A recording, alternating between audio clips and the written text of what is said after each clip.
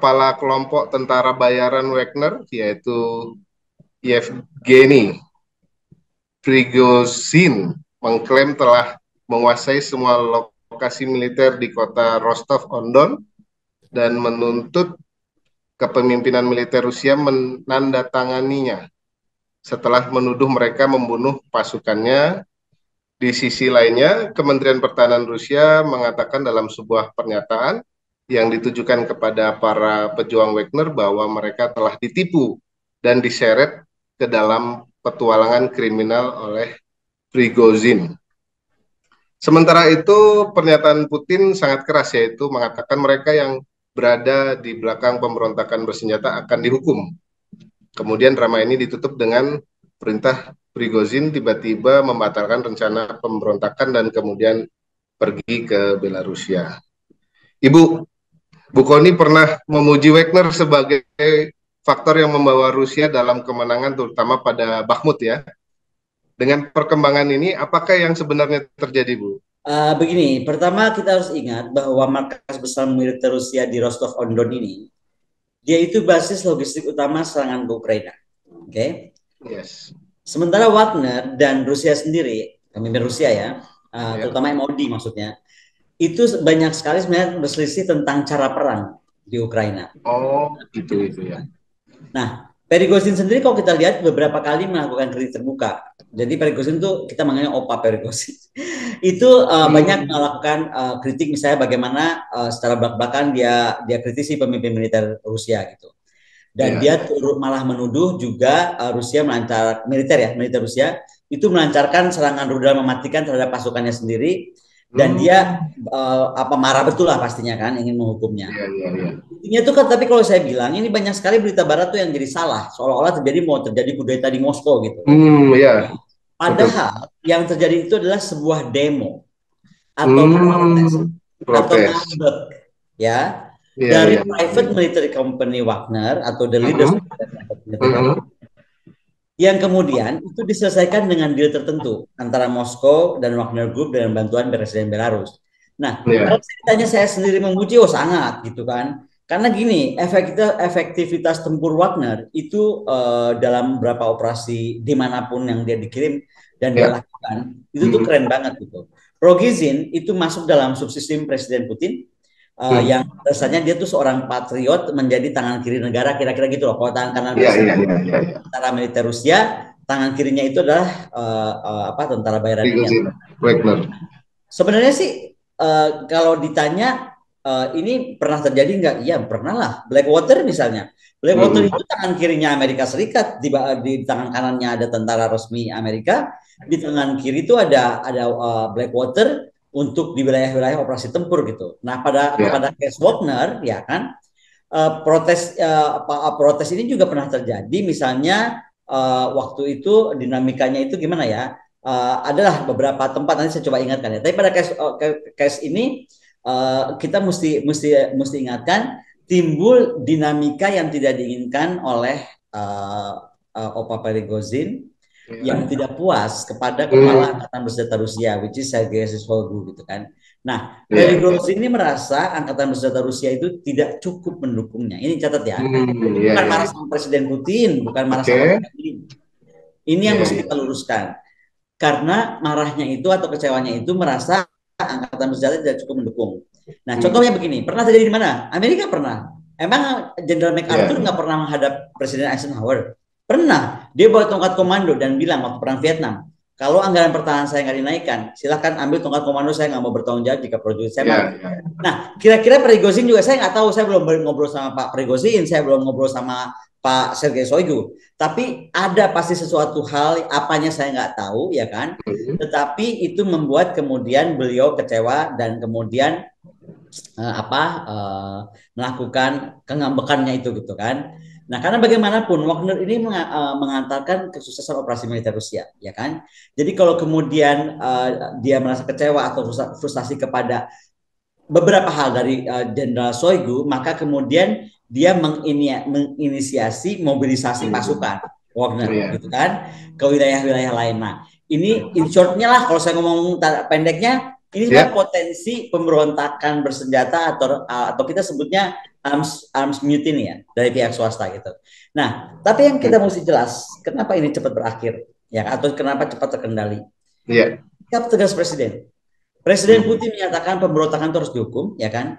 Ini memperlihatkan kepemimpinan yang kuat.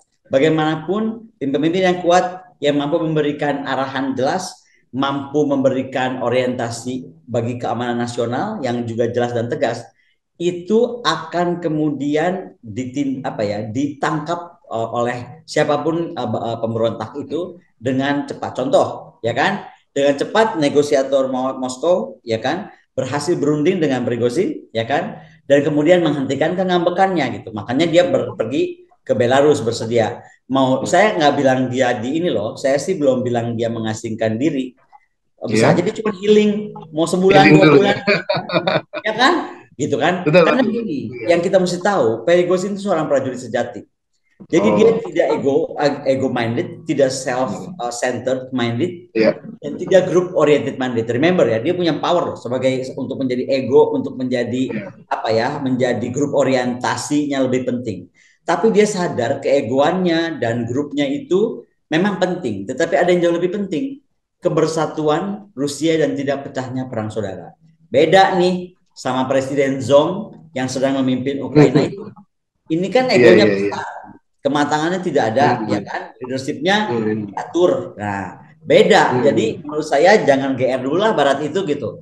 Prigozhin mah itu mah urusannya internal sebenarnya antara MOD dengan dia gitu. Jadi bukan seolah-olah Putin mau dikudeta, kan begitu beritanya. Ini saya mesti luruskan karena kan saya juga membaca yang sekarang sedang beredar surat resmi dari KBRI Moskow tentang memperingati para warga negara Indonesia, betul. Saya mesti luruskan ya.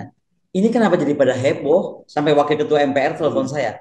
Dimanapun KBRI itu tugasnya memitigasi. Jadi kalau ada jangankan perang atau mau terjadi apa, riots pun, ya kan, kita akan bikin warning di daerah sini ada riots atau ada apa, coba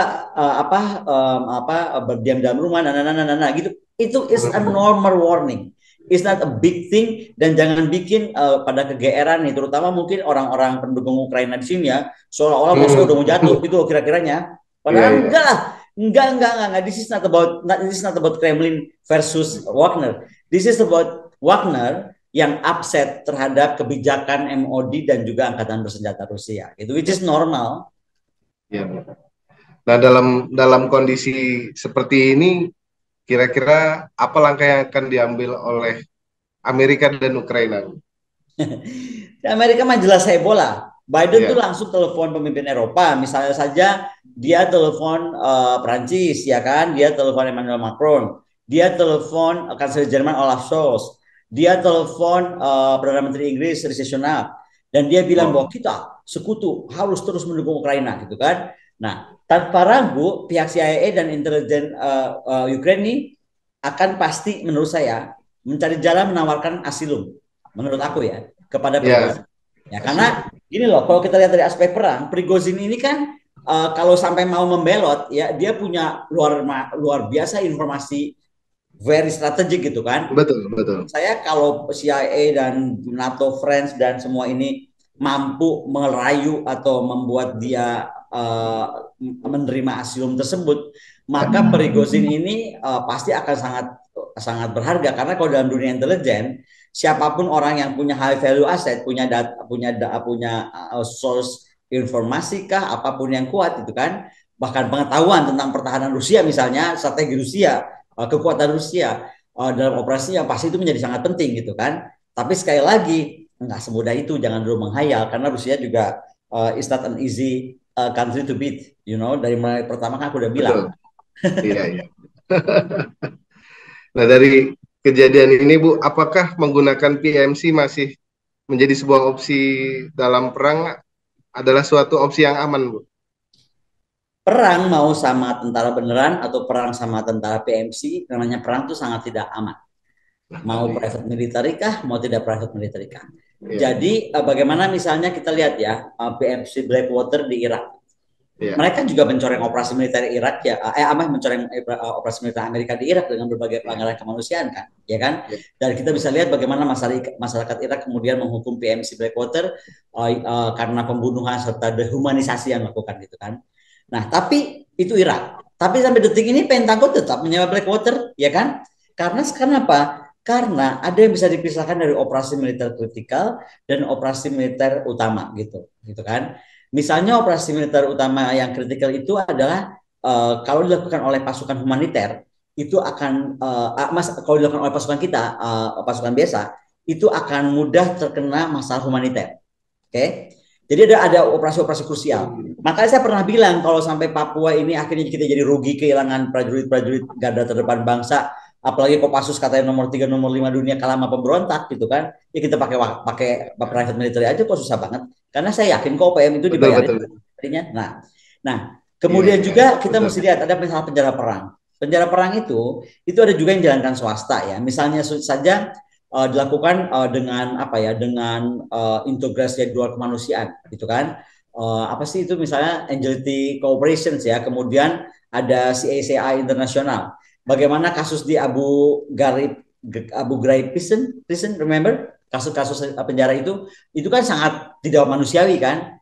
Nah, dalam kasus Rusia kembali, Iya. Wagner ini adalah aset swasta yang Ya. mampu mendobrak dan menjadi ujung tombak pada operasi kritikal yang menghindarkan korban pada prajurit reguler Rusia.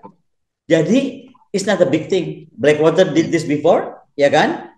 Wagner sekarang bikin, mungkin juga Indonesia harus bikin, saya nggak tahu. Tapi ini bukan sesuatu yang heboh banget gitu loh. Iya. Armory bikin BMC, Bu. Ya, Bu. Jadi dari kondisi seperti ini, kebijakan apa, Bu, yang sebaiknya diambil oleh Rusia, Bu? Yang dilakukan Rusia pertama, dia bisa dan harus memastikan bahwa Opa Prigozhin ini tetap bersama Rusia. Dia tuh kan ke Belarus dibantu oleh Presiden Alexander Lukashenko, makanya kita juga harus salut kepada Presiden Alexander Lukashenko yang setia kepada Presiden Putin dan kepada Rusia. Karena bagaimanapun karena bantuan dari Alexander Lukashenko lah kemudian Prigozhin bersedia mendapat bergeser healing tadi ke Iya, mana? Belarus. ke Belarus. Karena sekali lagi ini Iya. karena izin Putin gitu loh. Bedain ya, jadi gini loh, kalau kita menjadi penengah itu memang harus ada izin kedua negara gitu loh. Jadi bukan bukan tiba-tiba ambil inisiatif gitu. Iya, Nah, iya. dan Alexander Lukashenko juga sudah bicara dengan kepala grup Wagner sendiri dan dengan persetujuan Putin maka kita apa ya dijaminlah beliau tuh menurut aku tidak akan menjadi pembelot. Tapi Iya. kalaupun jika terjadi pembelotan ya kan, maka menurut saya akan sangat mudah dilakukan tanda kutip likuidasi personal. Itu yang pertama. Yang kedua, Yang kedua. lakukan reformasi kebijakan pertahanan ke dalam. Nah, bedanya ya di Rusia sama di sini. Kalau di sini kalau kita kritik MOD, kita dibunuh rame-rame. Ya. Kalau di Rusia enggak, mereka sangat lihat bahwa self correction atau mengkoreksi diri itu perlu melakukan evaluasi. Misalnya gini, apa sih kesalahan yang kita lakukan sampai begini? Apa sih permasalahan yang ada? Kemudian apa sih yang membuat kemudian Wagner upset gitu kan? Semualah. Apakah ini terkait training, terkait equipment, terkait personil, terkait pengorganisasian, terkait logistik, apapun itu, information system misalnya. Maka itu kemudian harus dievaluasi sehingga tidak lagi terjadi. Jadi sifatnya bukan lagi mitigasi ya. Beda. Kalau KBRI kemarin ngeluarin surat itu sifatnya mitigasi. Dikasih. Tapi kalau sekarang yang dilakukan oleh kebijakan MOD-nya MOD-nya Rusia. Rusia itu harus preventif. Iya. Yang ketiga, Rusia itu kerennya berjanji tidak akan memindahkan anggota Wagner yang ikut memberontak. Nah, kenapa? Jadi dengan jelas Rusia melihat jasanya Wagner. Karena jasanya itu, kalaupun kamu kemarin ngambek, ikut berontak, oke. Kamu silahkan kita maafkan. Dan ini nyatakan siapa? Oleh juru bicara resmi Presiden Putin, juru bicara Kremlin, which is saya juga pernah kenal dan berbicara dengan beliau. Orangnya pinter banget, tenang banget, namanya Dmitry Peskov. Jadi Peskov sudah menjamin itu, artinya Kremlin sudah menjamin itu. Yang keempat, harus dilakukan intervensi manajemen Wagner kalau boleh gitu kan, sehingga bisa terkendali. Misalnya memberikan cuti operasi setelah pertempuran ganas di Palagan yang hebat. Iya, iya. Karena ada fatigue ya. Kalau tentara perang itu kan Betul, betul, betul. gitu. Nah, fatignya ini, capeknya ini di Palagan Bahmut itu kan, bagaimana bisa kita obati dengan penyegaran, penggantian rotasi pasukan gitu kan, dan memberikan moral yang kembali tinggi kepada Wagner Troops gitu. Jadi ini banyak sebenarnya kalau kita lihat kasus ini kita banyak belajar loh. Bagaimana menghargai tentara, memanusiakan tentara, ya kan? Betul. Gitu. Mau dia private military atau dia tentara reguler gitu. Ya, ya. Nah, dari implikasi ngambeknya Wagner nih, Bu, apa implikasi pada operasi khusus militer Rusia di Ukraina saat ini, Bu? Sebenarnya pada saat ini Wagner kan akhirnya hanya beristirahat ya menurut saya kan Oke. dan normal-normal aja. Pasukan militer yang reguler sekarang silakan masuk dan silakan lebih intensif mempertahankan wilayah yang sudah berhasil direbut oleh Wagner. Nah, terutama dari tindakan ofensif Ukraina nih. Si Ukraina kan tiba-tiba GR banget nih. Woi, Oh, Mr. oke. Zong ngerasa sekutu sudah akan mendukung sudah telepon Ina itu gitu kan. Iya, Tapi betul, betul, betul. jangan lupa nih, dimanapun operasi ofensif itu memiliki batas, batas waktu, batas Ya. sumber daya.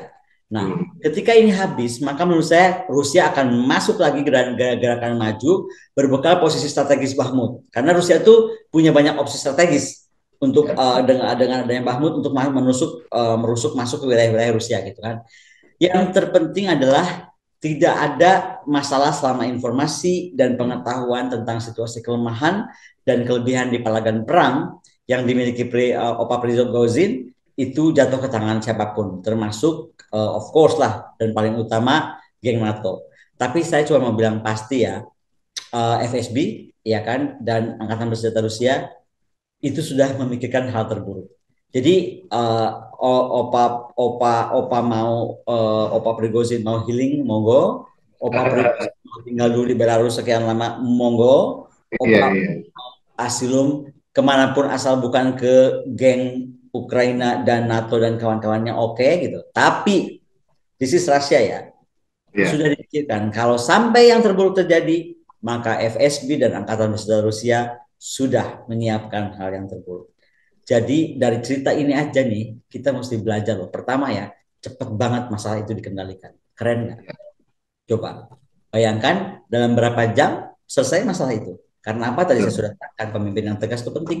Makanya Betul. ketika saya kasus Papua misalnya kalau kita kaitkan, kita harus Hmm. apresiasi loh. Presiden Megawati Soekarno Putri itu berani gebrak meja karena pada ketakutan mengeluarkan Kepres beliau gebrak meja. Nggak Ya. bisa operasi gabungan Kuduar Pak TBH yang mengumumkan malam-malam dan langsung operasi Hmm. gabungan dan OPA dan GAM itu selesai di Papua. Makanya Iya, saya iya, marah iya. kalau ada yang bilang GAM itu selesai karena tsunami. Lu jangan menghina ya. Tentara Nasional Indonesia itu keren-keren, gitu kan?